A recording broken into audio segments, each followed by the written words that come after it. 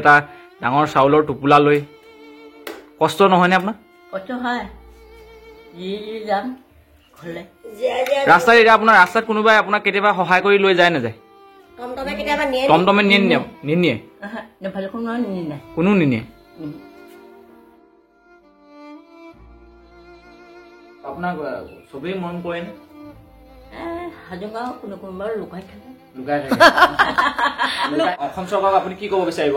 আপুনি ঘৰ দুৱাৰ নাই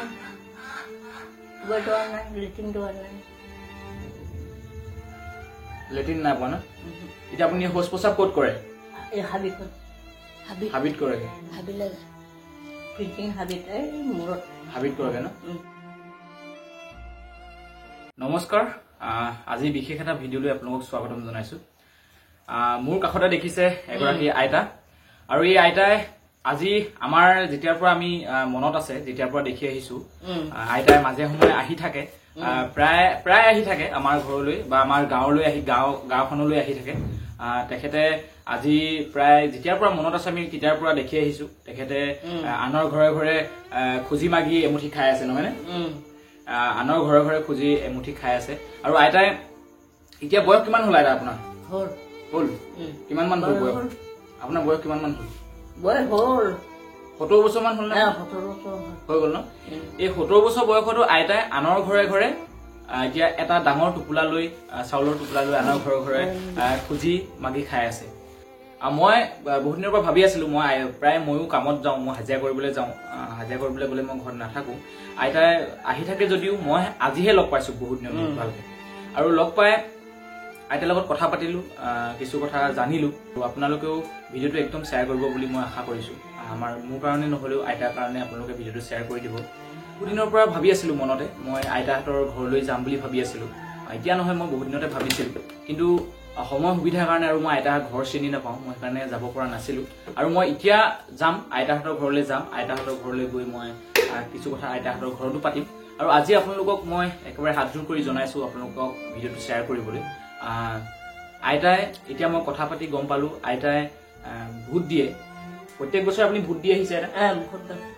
ভোট দিয়ে যদিও আইতাই এতিয়া কোৱা মতে তেখেতৰ ঘৰত এটা চৰকাৰী ঘৰ পোৱা নাই, তেখেতে এটা লেট্ৰিন পোৱা নাই। অকলশৰীয়া আইতাই ঘৰ পোৱা নাই বুলি কৈছে, লেট্ৰিন পোৱা নাই বুলি কৈছে। গতিকে লৈ মই বিশেষ কি ক'ম, আইতাই আনৰ ঘৰে ঘৰে খুজি মাগি যেনে তেনে খাই আছে, আপুনি নহয় জানো? হয়। গতিকে লৈ সমূহ অসমবাসী ৰাইজক মই এটাই অনুৰোধ জনাম, আপোনালোকে ভিডিঅ'টো শ্বেয়াৰ কৰি দিব। অসম চৰকাৰক আপুনি কি ক'ব বিচাৰিব? আপুনি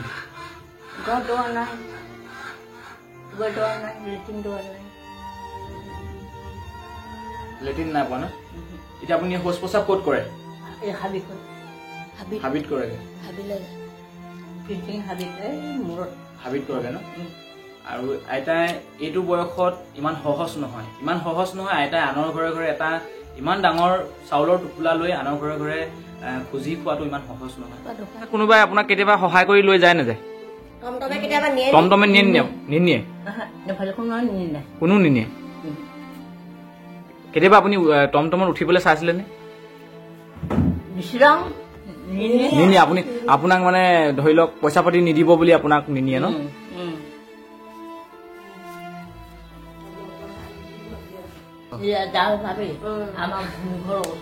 এদিন যাম।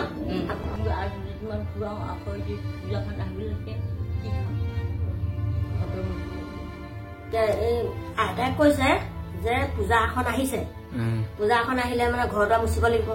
সেইকাৰণে আইতাই কৈছে আৰু কাইলৈ ঘূৰিম, আৰু ঘূৰি এইখিনি বহি বহি খাম সেইবুলি কৈছে।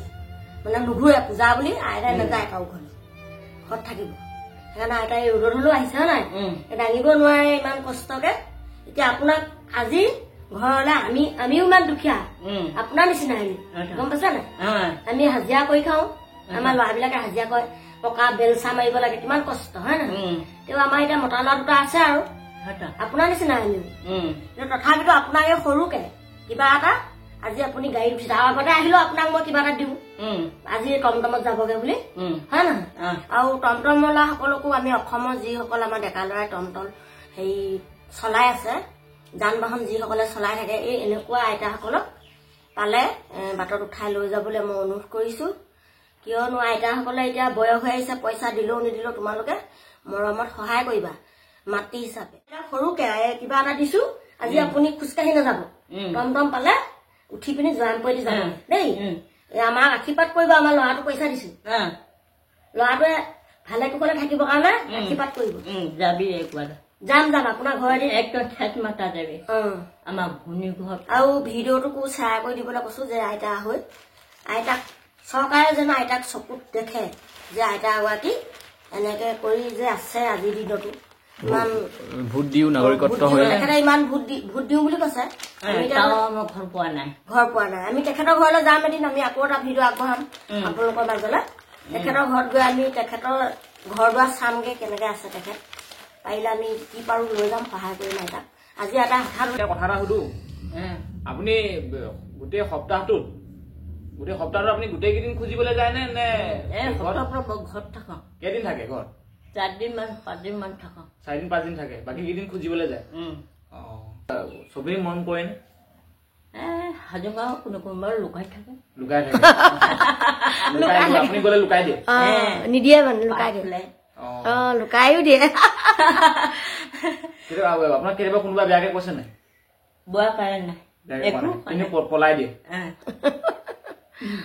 চিন্তা নকৰিব, ইমানখিনি ভগৱানে আপোনাক শক্তি দিছে, চকু মেলি চাব, আপোনাক সেইখিনি শক্তি দিব মানে কষ্ট কৰিবৰ কাৰণে। আপোনাৰ মোৰ আজি এনেকুৱা এটা মানে আপোনাৰ ধৰি লওক মোৰ শক্তি নাই, মই যিটো পৰিস্থিতিত আছো, মই এতিয়া যে আপুনি আৰু কেতিয়াও কষ্ট কৰিব নালাগে বুলি মই তেনেকুৱা এটা মানে কৈ দিব পৰাকে মোৰ শক্তি নাইকিয়া হৈ আছে বৰ্তমান।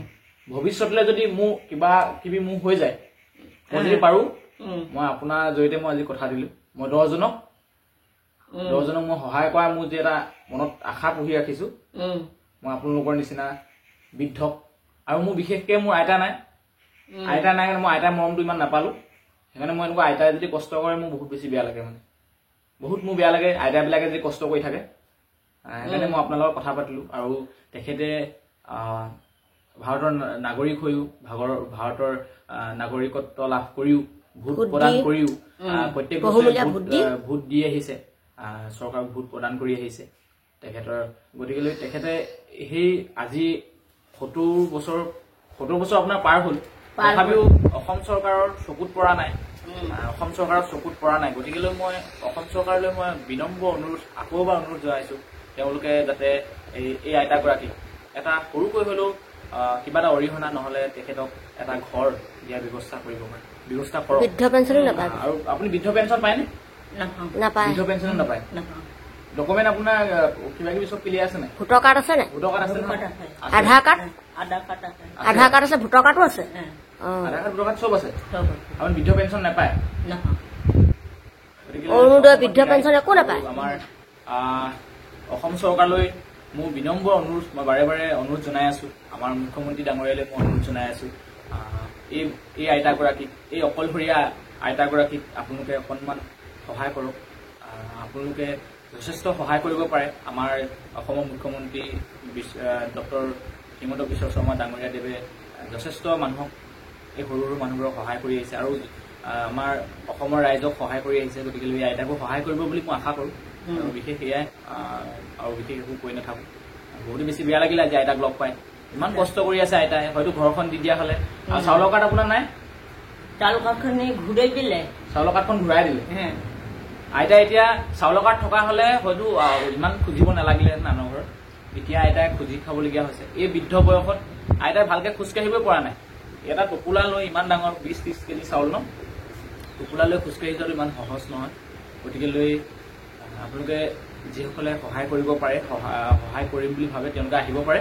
আৰু যিসকলে একেবাৰে নোৱাৰে, তেওঁলোকে ভিডিঅ'টো শ্বেয়াৰ কৰি দিব অকণমান, আইতাই যাতে কোনোবা ফালৰ পৰা নহয় কোনোবা ফালৰ পৰা অকণমান সহায় পাম, তাৰে আশা কৰিছো। আৰু মই নিজেও যাম, মই আইতাক মই কিবা এটা সহায় কৰাৰ মই আজি আপোনাক কথা দিলো। কিবা এটা নহয় কিবা এটা মই এদিন আপোনাক সহায় কৰিবলৈ যাম, আপোনালোকৰ ঘৰলৈ যাম। মই আজি আপোনাক কথা দিলো দেই। এটা মন চন বেয়া কৰি নাথাকিব দেই, ভালে থাকক। যাম, আপুনি মই যোনদিনাখন যাম, আমি মায়ে মই যাম, আপোনাক লগ পামগে। সদায় ভালে থাকিব, ভগৱানে সদায় ভালে ৰাখক আপোনাক।